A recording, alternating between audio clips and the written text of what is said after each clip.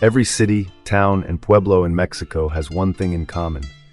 They each have at least one plaza which typically designates the town center. The main plaza is usually situated adjacent to the main Roman Catholic Church. Local government offices such as the City Hall are located on the plaza.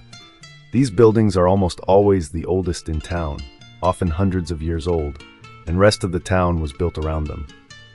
The plaza itself is essentially a public park, usually with trees and landscaped gardens, and lots of benches for people to sit down and relax, read a book, shoot the breeze, feed the birds, or just hang out and watch people passing or children playing.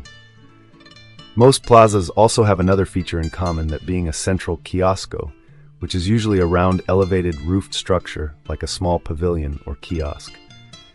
There was a popular TV show in Guadalajara called The Kiosco en Kiosco, and featured a host and commentator named Don Cornelio, as he visited all the towns and pueblos in the 125 municipalities of Jalisco to explore their unique cultures, customs, and traditions. I love watching episodes on YouTube, but even more, I love to visit these pueblos in person whenever I can and hang out in the plaza. My biker buddy, Jose, and I had some memorable times doing this on our motorcycles. You can also almost always find something yummy to eat in or around Mexico's plazas. Crispy churros, frosty paletas, tangy elotes, and so much more. You can usually also find a few local old-timers sitting around in the plaza. These men know the real history of the town because they have actually lived it. Most have plenty of stories of what they have seen and done that they love to share. In many pueblos, the plaza on Sunday night is the place to be, especially if you are interested in meeting someone of the opposite sex. It is customary for the young single ladies to walk around the plaza in one direction, say, clockwise, while the young men would walk around in the opposite direction. This would allow for multiple passing encounters and opportunities to make eye contact, smile, and eventually break the ice, to go sit on a bench or get a bite to eat. I don't know if this cultural practice is unique to Mexico, but I find it charmingly quaint and mildly amusing. Mexico's plazas are also the official celebration grounds for the Grito, which is Independence Day, September 15th at midnight, when the local mayor or governor shouts, "Viva Mexico!" and rings the bell at City Hall before the gathered crowd, who shout back, "Viva!" The festivities in the packed plazas include food stands, live music, shows, and always a spectacular fireworks display.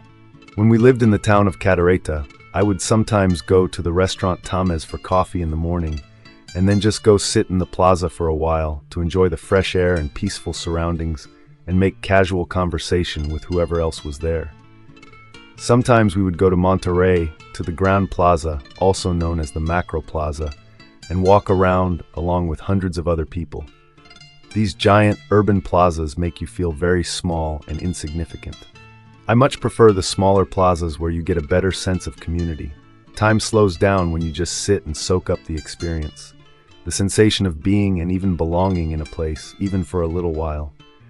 Sometimes I go to take pictures, sometimes to write, play my guitar, walk my dog, read my Bible and pray, or to meet people and make new friends.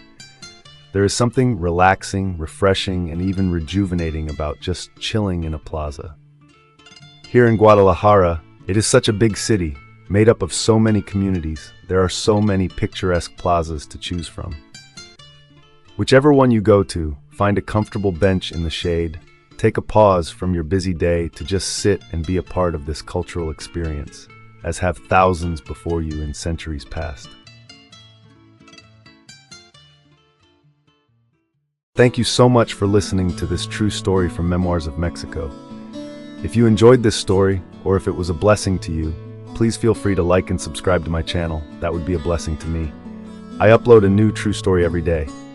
If you like to read, you can also order Memoirs of Mexico in paperback or ebook on Amazon.com. There's a link in the description. Thanks again for listening.